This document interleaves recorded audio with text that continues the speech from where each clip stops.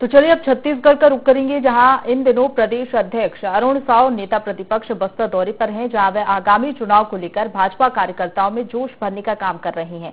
इसी सिलसिले में अरुण साव नेता प्रतिपक्ष नारायण चंदेल दंतेवाड़ा पहुंचे और बूथ स्तर पर संगठन मजबूत करने में लगे हुए हैं। इसी दौरान भाजपा प्रदेश अध्यक्ष अरुण साव से खास बातचीत की हमारे संवाददाता धीरेन्द्र तिवारी ने।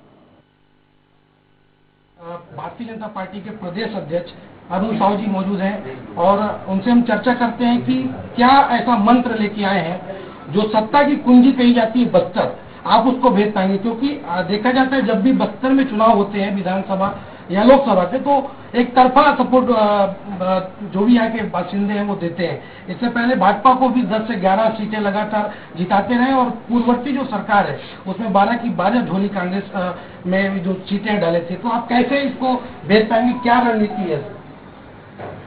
देखिए, छत्तीसगढ़ में भारतीय जनता पार्टी का संगठन मजबूत है और बस्तर में भी मतदान केंद्र स्तर तक हमारे कार्यकर्ताओं की कमेटी है, समिति है।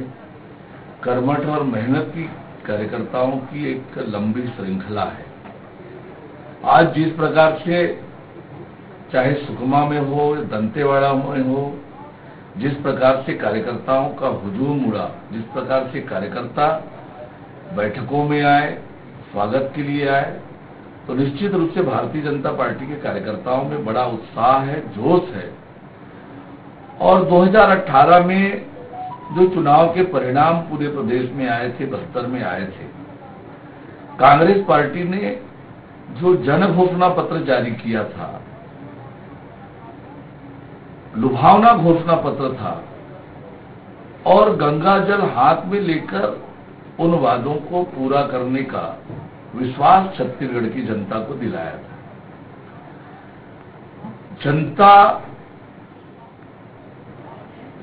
गंगा जल को जितना पवित्र मानती है और उस आधार पर कांग्रेस की बातों पर जनता ने भरोसा किया और भारी बहुमत से कांग्रेस की सरकार बनी। लेकिन आज पौने 4 सालों में कांग्रेस ने एक भी वादा पूरा नहीं किया उस जन घोषणा पत्र का।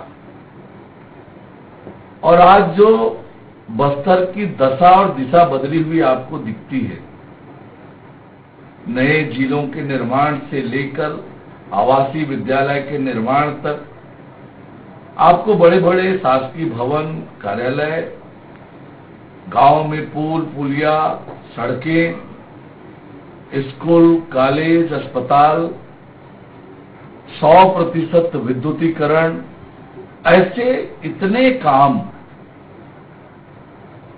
15 सालों में बस्तर में हुए हैं। बस्तर की जनता को भी इस बात का एहसास हो गया है कि बस्तर का विकास, बस्तर का भविष्य केवल भारतीय जनता पार्टी के हाथों में सुरक्षित है। बस्तर का विकास केवल भारतीय जनता पार्टी कर सकती है और इसलिए बस्तर की जनता का आशीर्वाद भारतीय जनता पार्टी को प्राप्त होगा।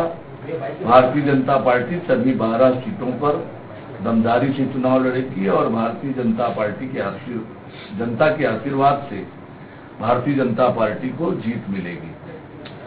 भूपेश बघेल इस वक्त छत्तीसगढ़ में बहुत बड़ा चेहरा है और निश्चित तौर पे उनके चेहरे पे वोट जो संवेदनाएं है जनता की, वो पूरी तरह देखने को मिल रही है। क्योंकि भेंट मुलाकात जो कार्यक्रम चल रहा है, बहुत जन समर्थन उनको दिया जा रहा है। आपके पास ऐसा कौन सा चेहरा है जो आप उनके अगेंस्ट में खड़ा करेंगे?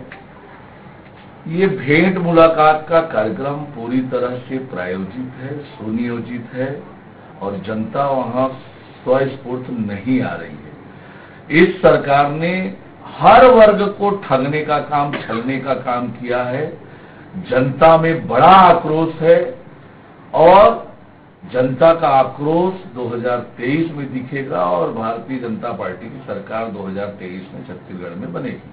बस्तर की बात करें तो सबसे बड़ा चेहरा यहाँ पर अभी वर्तमान में कवासी लखमा, जो लगातार 5 बार से विधायक बनते हैं और अभी वर्तमान में सरकार में मंत्री हैं, भेजने की तैयारी करें। क्योंकि चूंकि में सुकमा में ऐसे चेहरे अभी तक कोई दिख नहीं रहे जो उनके टक्कर में आए।